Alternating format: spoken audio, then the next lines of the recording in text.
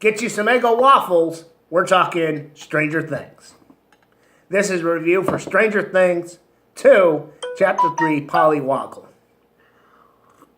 Okay, so this episode, like the last two, was just a very simple episode. Just a few things that happened. And then, they just moved things along. But, once again, it was fun and it was enjoyable. So I liked it. Even though I didn't think a lot really happened. So, let's see. With a lot of people got a lot of stories. Let's just start with 11. We learn more about her and Hopper, because the last year he's basically took her in, hiding her out in this cabin, and she wants to get out now. It's been a year. Why is she still stuck there? In the last episode she wanted to go out trick-or-treating, and he put a nix to that. And, we see flashbacks of, just how caring Hooper is, and it kind of breaks your heart that 11 is just in such a pissy mood she doesn't care about him. Because, he sets out these rules. He's like, hey, don't draw the shades, don't open the door when I'm not here, and just don't go outside. She breaks all three of them out to go find Will. I mean, you kind of get her, her stance. Who the fuck would want to be in the same place for a year around with, limited human contact? But still, I thought it kind of broke my heart because, think how much Hooper himself is sacrificing to keep her safe. And it doesn't work out. Of course, Hooper, he's off investigating all these dead pumpkin patches because he thinks the Hawkins Research Lab, where all the bad guys work, is responsible because, it forms a circle, all the fields where all the crops died. He goes there and he gets into a pissing contest with Paul Reisner, whatever his character is. Owen, I think. He's the head guy since the last guy got eaten by the Demogorgon. And, it's, Hooper's like, hey, I'm covering stuff up for you. You got to make sure your shit doesn't get out. So eventually, Paul Reisner goes out to investigate. I haven't really talked about Paul Reisner's character. I mean, what's there to say? He's being played by Paul Reisner, so you can't trust him. From Aliens, and of course, he's everyone's least favorite dad out of my two dads. And we'll just see if, that turning point somewhere when you realize, oh yeah, he's the sleazy guy. And let's see, Nancy, she's still feeling guilty about Barb. And of course now she realizes that she broke up with Steve, John Ralphio's dad, because, she'd been drunk at the party when she, basically told him, hey, I don't love you. And then, he had to tell her that, so, that's done with. So she decides, I got nothing better to do. I think I'm going to tell Barb's parents the truth. Yeah, I'm sure that's going to go over well.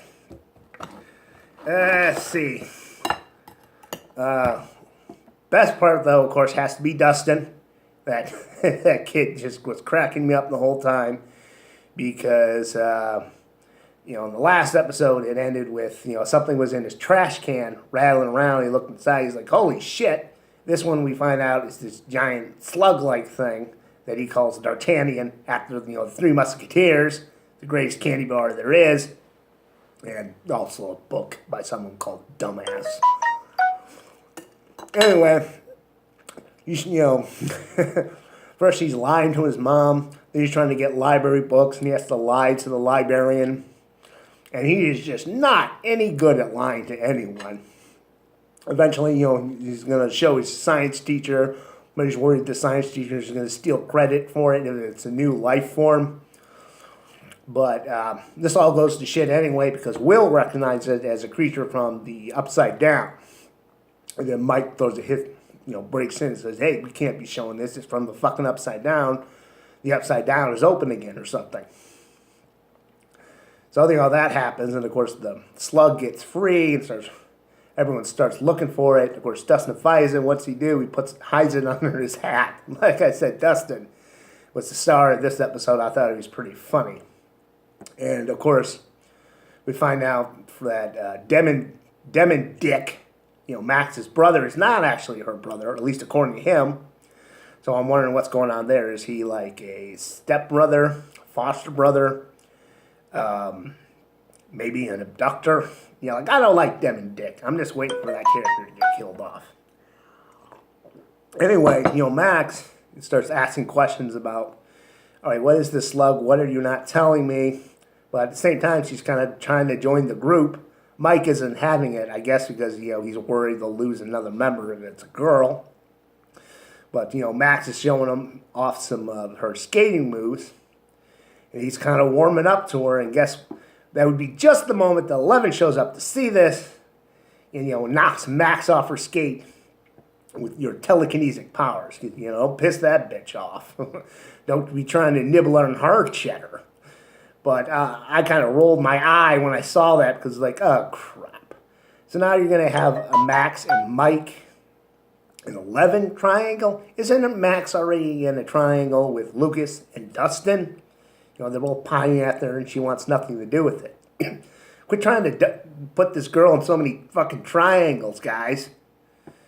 Is Will interested in her? Why not? Or maybe she's interested in Will. I'm ready. Come on now.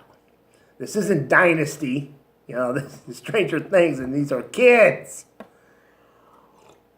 Anyway, that's really isn't much more to it. The episode ends with Will in the Upside Down again, standing up to the big spider monster because Bob was telling him how he should stand up to his fears.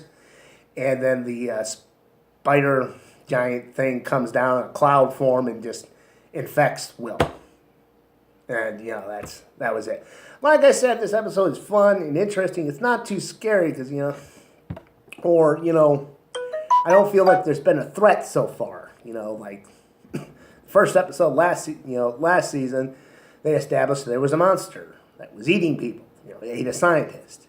You had the weirdness of 11 running around. What's her story? And I just don't feel like they're doing it this season. You started out, the first scene was these guys in Pittsburgh driving around a van, and one of them is like 11.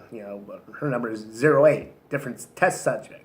What happened to those guys? And like I said, I just don't feel there's anything threatening going so far. I mean, you've got Paul Reiser. Like I said, you can't trust him. You've seen this giant spider thing in the Upside Down, and maybe it's infested Will or something, but I'm just not feeling the tension so far. And we'll see if they get any better.